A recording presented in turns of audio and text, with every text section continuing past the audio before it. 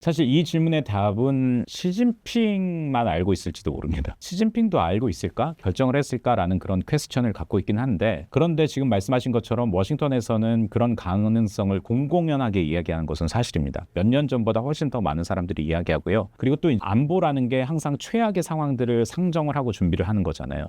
그런 측면도 있을 것이고요. 워싱턴에서는 제가 있었던 2020년부터 2023년에 이런 얘기가 많이 나왔어요. 들어보셨는지 모르겠지만 갑자기 별안간 데이비슨 창이 열렸다. 그런 얘기들을 많이 하거든요. 이 얘기는 무슨 얘기냐면 당시 이제 2021년에 필립 데이비슨이라고 인도태평양 사령관이 있습니다. 그러니까 중국의 앞바다를 포함해서 한국, 한반도, 이 인도태평양 지역을 총괄하는 군의 수장이죠. 필립 데이비슨 사령관이 당시 상원 군사위원회 청문회에서 관련 질문을 받았어요. 그때 이제 이 뭐라고 얘기했냐면 타이완 병합은 중국이 야심차게 노리는 목표다. 여기서 병합이라는 건 타이완을 통일한다는 거겠죠. 여기에는 무력 통일도 포함되는 거겠죠. 당연히. 그 위협은 향후 6년 안에 분명해질 것이다 라고. 향후 6년? 5년도 아니고 6이라는 구체적인 숫자를 얘기했잖아요. 2027년입니다. 그래서 이제 중국의 타이완 침공설이 그때부터 이제 수면 위로 올라온 겁니다. 그래서 이제 데이비슨이 창을 열었다, 그 윈도우를 열었다라고 해서 데이비슨 윈도우라고 얘기하는데, 근데 이제 그 말의 근거는 시진핑이 2027년까지 타이완 공격할 준비를 끝내라고 중국 인민해방군에게 지시를 했다라고 이제 미국 정보 당국자들이 공식적으로 확인을 하기 시작했어요. 그러니까 미국 CIA 마이클 번스 당시 국장도 공개적인 자리에서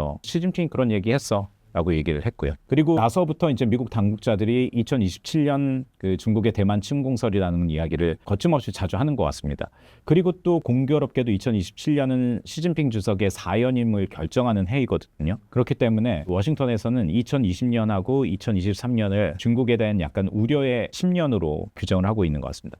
또 이 기간 중국하고 미국하고 군사적인 충돌이 일어난다면 결국은 해군력 간의 충돌이 될 거거든요. 그런데 중국은 굉장히 해군력을 강화하고 있습니다. 2020년부터 본격적으로 앞으로 10년 동안. 그런데 미군은 해군 장비는 굉장히 노후화되고 또 무기를 교체해야 되는 시기이기도 하고 또 다시 리빌드 해야 되는 시기이기도 하고, 그러니까 중국의 해군력은 점점 상승하는데 우리의 미군의 해군력은 점점 더 하락하고 있다. 이런 우려들이 동시에 많이 나오고 있고요. 그렇기 때문에 여기에 많은 우리들이 재원을 쏟아야 된다라는 그런 이야기들이 워싱턴에서 나오고 있습니다.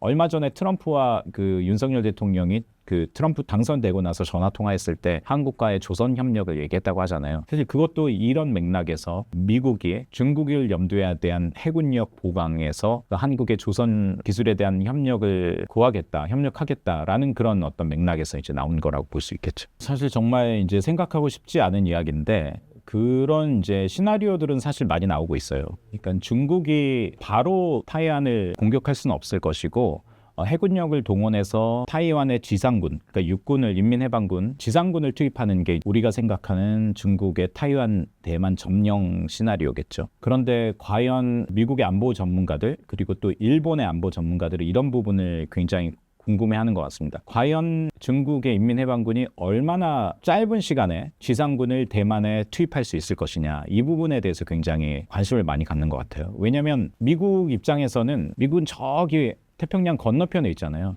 그렇기 때문에 미국은 시간이 없습니다. 좀 시간을 벌어야지만 중국과 함께 군사적인 대치를 할 수 있는 그런 여유가 생기는 거거든요. 근데 1년 전만 해도 한 달 정도 걸릴 것이다라는 그런 분석이 많았어요.